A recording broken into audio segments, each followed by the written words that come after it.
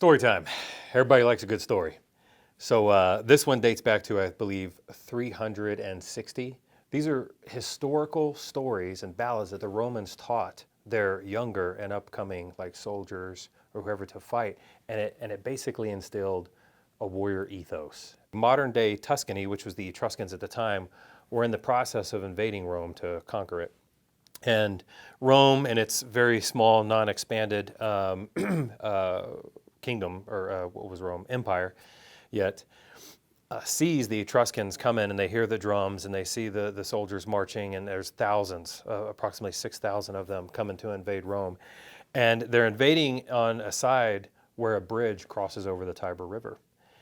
And the Romans quickly realized that we need to destroy this bridge in order to stop the Etruscans from making it to the heart of Rome and destroying our city before we even become, an empire and destroy all of our dreams, our people, etc. And so they realized that through all of this panic, that even if they drop the bridge is so massive that by the time they can drop it, that probably half of the army would have already been able to cross the bridge and that they would be able to sack Rome. This man by the name of Horatius steps forward and he goes, "Outspake brave Horatius," in the text, "captain of the gate, to every man upon this earth death cometh soon or late. And what way could a man die better than facing fearful odds for the ashes of his father and the temple of his gods?" That's a pretty heavy statement, and it's quite powerful. And Horatius says that if two friends will stand on either side of me, us three can keep thousands of foes at bay. This man stands up and says, "I will abide by thy right side," and it gives his bloodline in poetry. And then another man says, "I will stand at thy left hand." And so forward went the dauntless three, and they stood at this gate, and the Etruscans come down, and come to find out, false Sextus, a man that's leading the Etruscans, was in exile from Rome for criminal activity, and so they're mocking each other. And so false Sextus laughs at these three men trying to defend and funnel the troops across the bridge over the Tiber River. And so false Sextus sends his best men forward, and one by one the Romans slay them. And everyone's panicking because the Romans are doing such a good job at thwarting the attack.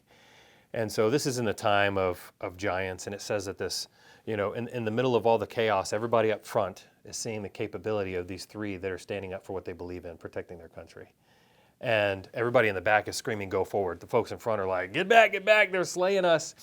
And so at this time, this giant that supposedly stood 6 spear lengths in height and had a sword so big that none but he could wield, as it says, and he comes marching through the Etruscans, and the crowd parts, and they're all cheering as they expect them to just go one blow and just slash all three men to nothing. And so he charges, and the giant takes this heaving blow at Horatius, and Horatius is able to jump to the side and deflect it just enough that it gashes his leg and severely wounds him. And the giant is holding this sword, and it's stuck in the bridge behind him. And as he's trying to pull it out, it says, like a wounded cat, angry from battle, Horatius grabs the shoulder of his wingman, and he lunges up with his good leg and runs a sword right through the bottom of the giant's head, and it comes out 3 handbreadths, and it takes him a while to pull it out. And at this time, it's just absolute chaos, and the guys are wanting to retreat. And so somebody calls out behind these three, and they say, "Hurry, run back, the bridge is about to collapse." And so Horatius has his 2 wingmen on either side, and they're able to run back to their homeland. Well, Horatius is very, very critically injured with his thigh gashing open. And so Horatius can't run back, and the bridge collapses behind him. And so this is where kind of a powerful moral begins to unfold in this story. So false Sextus, who's leading the Etruscans, is saying, here he is, he's alone, he's isolated, he's injured, kill him. And everyone that was under false Sextus starts to lose faith in their leadership and say, their actions were not of integrity at this point, right? And so they say, what harm is he? He's of no threat anymore. He's injured and he's alone. And oh, by the way, we just probably witnessed one of the most brave acts that we've ever seen in the history of mankind. And so the Etruscans literally watch Horatius as he turns around and he falls into the Tiber River with all the logs and the structure and everything in there. And false Sextus is like, yay, he finally, he fell off the cliff and he's in the river and he's going to drown. But even wounded and heavy laden with armor, he kept floating. Won't this blasted Roman die? False Sextus says. And Horatius makes it all the way to the other side of the river, and he gets up, and his homeland cheers for him and his bravery and his sacrifice. I mean, we're talking Medal of Honor type stuff in common day.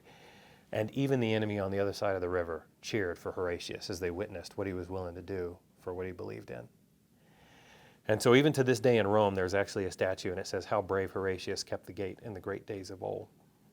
And so I tell you that story to tell you this. There's a little quip in here where it talks about when there were spoils and things were good in this time of Rome, and then how things begin to transition and people were at each other's throats.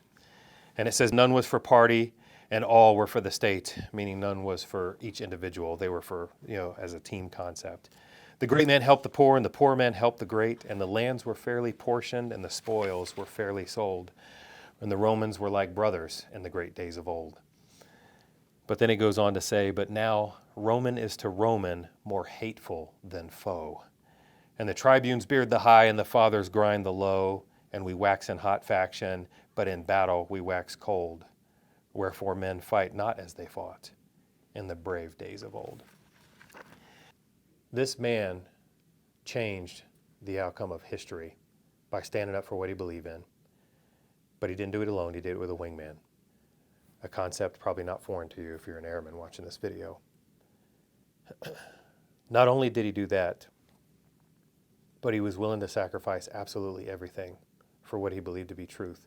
I get on Facebook maybe once every 6 months, whether I need to or not, but I think my Facebook account says, I serve and fight not because I hate what's in front of me, but because I love what's behind me. And what I want you to take away from this story is, what is your warrior ethos, and what are you willing to do should you be called to give the ultimate sacrifice? What I just read to you is not that far removed from current day instability with peer competitors wanting world dominance. And there's no doubt that you are capable of doing the exact same thing Horatius did for his country in the great days of old. But my question is, will you? What is it that you believe in? What is it that you're willing to die for? And if for nothing else, maybe we can do it so that those that we love never, ever have to.